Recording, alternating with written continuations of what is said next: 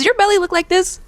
Great, because mine doesn't either, and that's okay. This is part 6 of teaching you how to sew a corset, and today I'm going to show you my technique for getting the right torso length. Mine looks more like this, and when I make corsets for my body, sometimes I bend the rules a little bit so that it accommodates me. Now I want you to start viewing your body into two different parts. You've got the bust and torso, and we found these key markings on the pattern in our last video. Now we're going to use a method called slashing and spreading to get our desired length. Starting with the torso, mine measures 4 inches, but my pattern measures 3 5/8. So I'm going to find the midpoint between the underbust line and the waist and shift my pattern up so that it measures 4 inches. If your measurement is smaller, you would just go in the opposite direction and shrink your pattern. Now this is where I do things a little bit differently. I've always been told to follow the exact contour of my body when getting my waist to bust measurement. But because I have a fuller bust and a tummy that sticks out, that length is always longer than what I need it to be. Too much length and it could start to look like this. I'm definitely guilty of this, and especially when I'm rushing to do a project the night before, in combination of using like a weaker bony, I feel like this can also cause your bust to look more like a shelf rather than a nice perky push-up. I want a nice little perky push-up. And so when I take my measurement, I'm gonna start at the bust and follow the contour of my boob until it starts to turn under. And then I'm gonna go straight to my waist at a diag. My measurement is 8 inches, but the pattern is 8 5/8. So I'm cutting along the underbust line. You could also find the midpoint between the bust and the underbust like we did before. Then I'm gonna slash and spread. In my case, I'm gonna shrink the pattern until my seam line measures 8 inches. From there, I can blend my curve before I cut it out. Now to adjust the length of the rest of the panels, all you wanna do is measure the distance in between what you adjusted and shift your panels the same distance. Once you have everything to the length that you need it to be, you wanna walk all of your seams before adding your seam allowance. But come back for part 7 so that I can show you how to make and review your mock-up.